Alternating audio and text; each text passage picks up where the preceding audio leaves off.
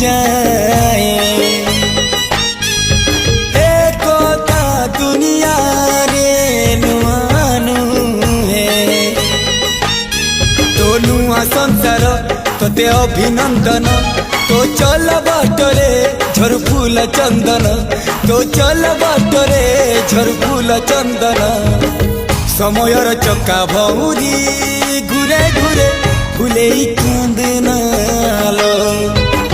चढ़ीबु तू फूल सवारी धीरे धीरे फुले कांदनालो बाहादर सुख परा